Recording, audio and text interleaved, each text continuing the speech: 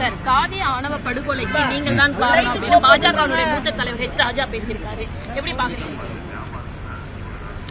ஏற்கனவே சொன்னதைப் போல H. ராஜா அவர்களுடைய பேச்சை யாரும் இங்கே பொருட்படுத்துவதில்லை. சொல்லப்போனால் பிஜேபியிலேயே அவரை யாரும் கண்டுகொள்வதில்லை என்பதுதான் உண்மை. அவ்வப்போது இதுபோல ஏதாவது கவன ஈர்ப்புக்காக அவர் பேசுகிறார்.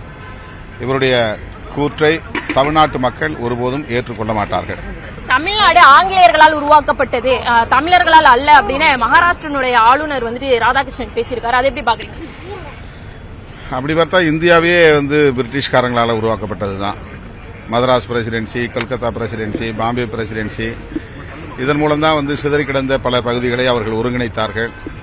நாடு விடுதலை அடைந்த பிறகு மிச்ச சமஸ்தான பகுதிகளை பட்டேல், பண்டிட் ஜவஹர்லால் நேரு போன்றவர்கள் ஒருங்கிணைத்தார்கள்.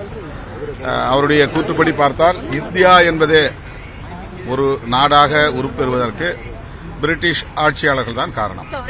தொகுதி மறுசீரமைப்பு பற்றி புரிதல் இல்லாமல் பேசி வருவதாக அண்ணாமலை அவர்கள் பேசியிருக்கிறார்.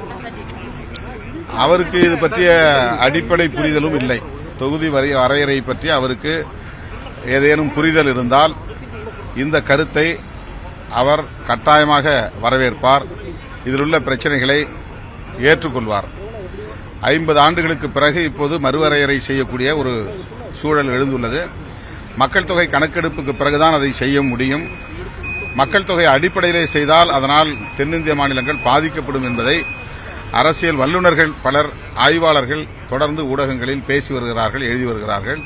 இது திமுக மட்டும் பேசுகிற கருத்து அல்ல. அனைத்து தரப்பாரும் கட்சி சார்பற்ற முறையிலே பேசக்கூடிய கருத்து. அது அண்ணாமலைக்கு புரியவில்லை.